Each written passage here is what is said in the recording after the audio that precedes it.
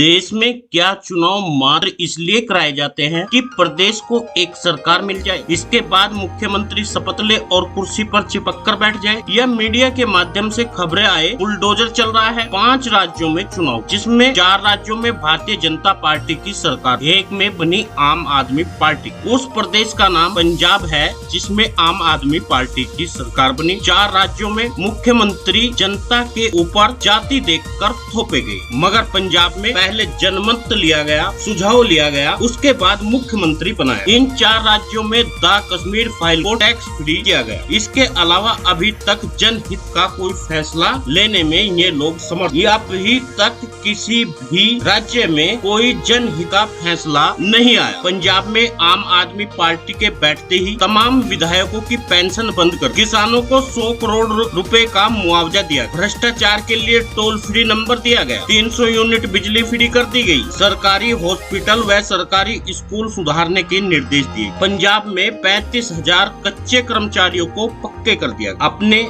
भाजपा राज में the Kashmir file को tax free किया। केवल क्या द कश्मीर फाइल को टैक्स फ्री करने से पूरे देश का विकास हो जाएगा और इससे लाभ क्या हो रहा, यह हमारी समझ से परे है, आम जन से की समझ से परे है। आपको यह जानकर हैरत होगा, दिल्ली के मुख्यमंत्री अरविंद केजरीवाल का वेतन 1,80,000, जिसमें उसके बीवी भी है और बच्चे भी। यूपी में एक मुख्यमंत्री सन्यासी है जो राष्ट्रवादी पार्टी यानी भारतीय जनता पार्टी के मुख्यमंत्री, का वेतन 2,50,000 है। ना ताज्जुब की बात। अब आप सोच सकते हैं उत्तर प्रदेश में धर्म की आड़ में किस तरह सन्यासी लोग इस देश को लूट रहे हैं, लोगों को लूट रहे हैं। जिसे अपना वेतन देश हित में लगाना चाहिए, वह सन्यासी सबसे ज्यादा वेतन ले रहा है। दिल्ली के विधायक व पंजाब के विधायकों की पेंशन नहीं मिलेगी, मगर राष्ट्रवादी पार्टी, भारतीय जनता पार्टी के विधायक पेंशन भी लेंगे और भत्ते भी लेंगे। आप यदि थोड़े से भी समझदार हैं तो समझ सकते हैं, प्रदेश में विधायक जो बने वे केवल थोपे गए, न कि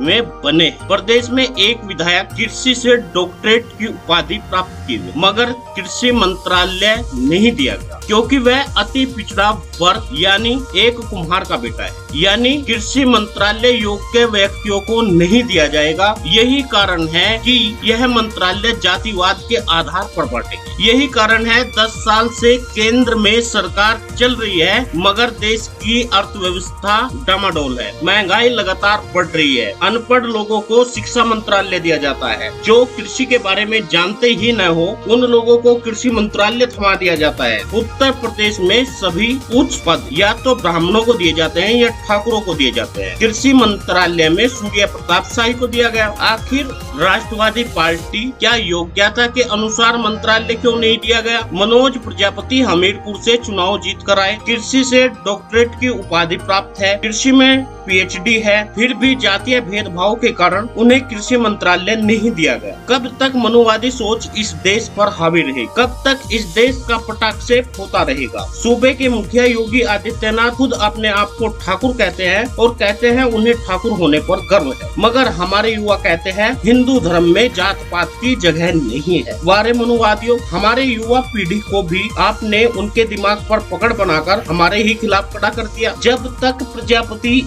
एक कश्यप, एक राजभर, एक विश्वकर्मा अपना हक नहीं मांगता, उसे हक नहीं मिलेगा। उसे उस बदले में केवल लाठियां और डंडे मिलेंगे। किसान मजदूर यदि अपना हक मांगेगा तो वह केवल डंडे लात से ही खाएगा।